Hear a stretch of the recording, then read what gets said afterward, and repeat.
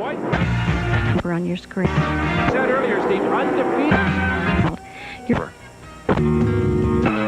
It's simple for This is simple. program on therapeutic fiber was Head to Broadway by way. Football, boxing,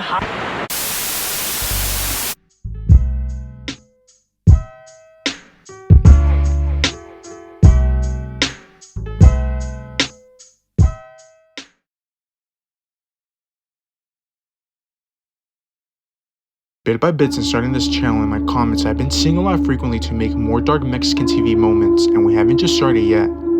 Just like in the world of television, there's lots of urban legends and dark moments caught throughout TV, perhaps TV broadcast interruptions, trafficking among young actors, deaths behind the scenes, etc.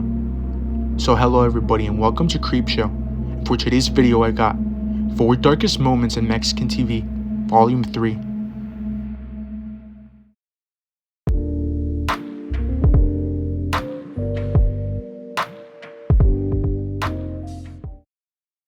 Since the existence of the entertainment industry, there is known that there is a phenomenon that mostly affects young stars who try to create a career as actresses or singers. The famous casting chair. This term refers to all the adult favors that many actresses have to do to get leading roles, and it's an open secret that has been spreading to this day.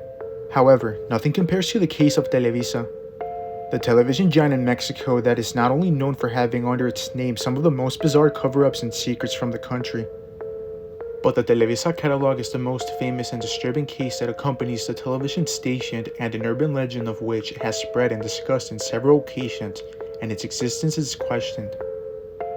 But the most important part of this segment are the words of Mario Lafontaine. This man is a creative director that worked with Televisa since the year 1986. His work ranged from the artistic direction of several pop stars, soap operas, scenography, and music videos. He was even involved in the direction of Telehit, working on a hand-in-hand with Horacio Villalobos. This man was one of the most important minds that has been behind the creative vision of Televisa. In fact, he worked with him for 28 years, but back in 2014, he would be fired, after making strong statements in an interview, being that he would confirm the existence of the catalog and would call Televisa the largest brothel in Mexico. Precisely, his statements would concede with all the rumors that had been going around the years, that it was a catalog that high officials and directors used to choose girls from. Not only that, but there was also a fairly common practice within the production company, which was to bring stars to events and private parties. Even if they were not in the catalog, they were almost brought to these events by force. When they call you or tell you that you have to go to a party of an executive, you have to do it in order to get a starting lead part for a soap opera or even a new show, and you already know at what cost. The subject doesn't only end here, but the creative director also spoke of a supposed house called the House of the Bells, which served as a meeting point for those requesting the service, and it was also located around Colonia Roma between Colima and Medellin, and he also stated the numbers of famous actresses. A lot of other actresses throughout the years talked about the catalog rumors, some of them claiming that they were true, and others saying that they had no idea what those catalogs were. One of the actresses claimed that she was offered 1,000,000 de pesos so she could have dinner and spend the night with a power figure, which she rejected, and also said that some of her friends, which she didn't name, accepted the offers. With all these testimonies in my point of view, I would say it's between a 50-50, due to the way that television industry works, not only in Mexico but also in Hollywood with its dark secrets. But let me know what you think.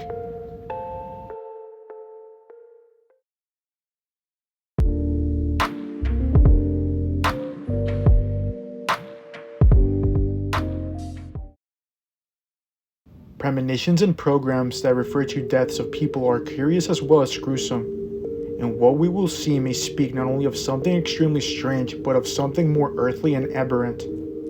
In this following segment, I'll talk to you about 2 cases that are extremely similar, and you will see why.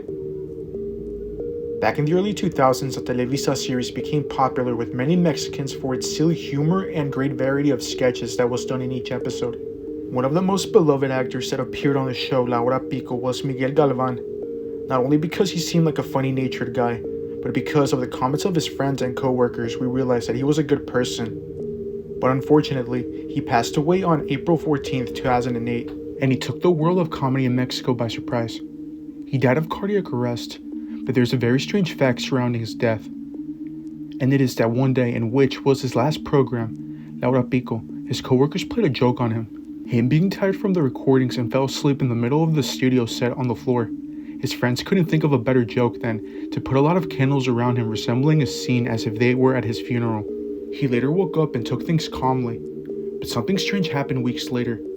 Miguel would be hospitalized for several days and then he would die. The strange thing is that it is said that in the joke that his companions made perhaps predicted on what was about to happen to him. A lot of people also said that with their little act that they pulled was calling for his death. Miguel Galvan was only 50 years old when he had died. There's also another urban legend that Miguel's life was deprived by very bad people to whom he had owed something. This was said because people around said would catch him having phone calls on his phone with quite nervous and suspicious behavior. The fact is that this actor left this world before his time. Something somewhat similar also happened to Ramon Valdez, Don Ramon.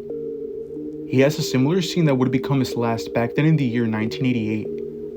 After many problems with Roberto Gomez Bolaños, Carlos Villagran, and Ramon Valdez left the ranks of Chespirito's cast El Chavo, they decided to make a separate show by Emivision that later would turn out to be called TV Azteca. The program, Ake Kiko, came out as a comedy program that would have characters of Don Ramon and Kiko as the main characters. Everything was going fine until something strange occurred in episode 12 of the first and only season of the show. There, we can see a scene where Don Ramon has to enter a cemetery. The context doesn't matter much, but he basically does this to meet other people inside. The curious thing about this scene was that this was the last scene ever recorded by the actor Ramon Valdez. Knowing that the last scene recorded by Ramon was when he entered the cemetery and disappeared into the fog, never to come out is especially creepy. He would eventually get lost in the fog and lose his life. This is an extremely grim detail to observe.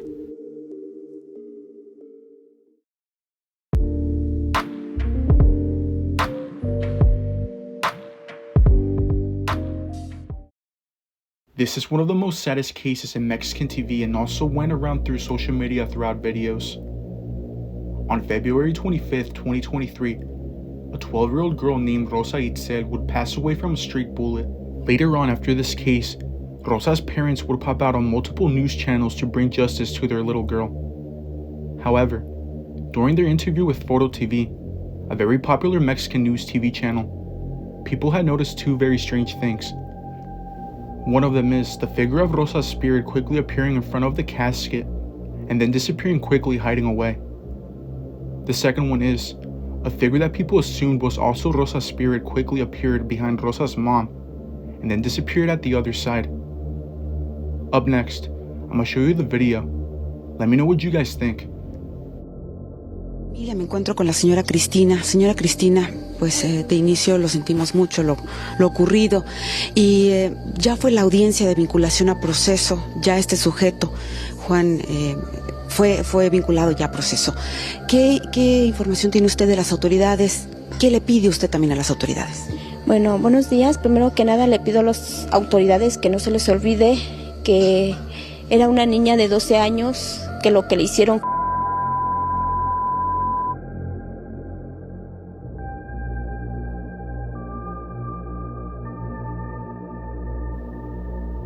Really creepy if I'm right. A lot of people in the comments were even aware, others also confirming that this spirit was Rosa's, because they were both wearing the same clothes Rosa was wearing before she passed.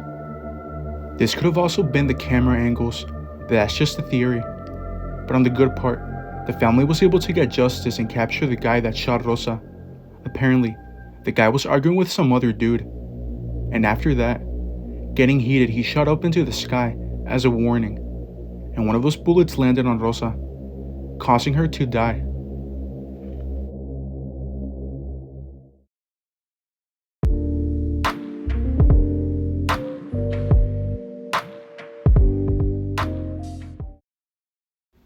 Adal Ramones is a very loved Mexican television presenter and comedian who is known for his famous show Otro Rollo. Back in the year 2002, Adal was invited to be a guest on the show El Reto Burindis, as a very competitive celebrity show, of course. However, in the episode that he was featured in, he had lost to Enrique Iglesias, and as a punishment, he was supposed to get all kinds of disgusting things on him, but instead, he accidentally catched on fire.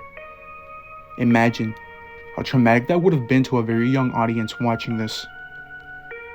The good thing was, he only suffered a couple of burns, but nothing that serious.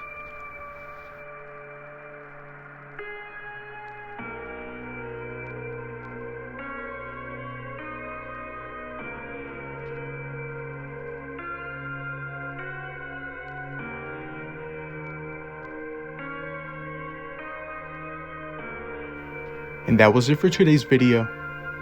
If you guys enjoyed this video, feel free to leave me a like, comment, and subscribe.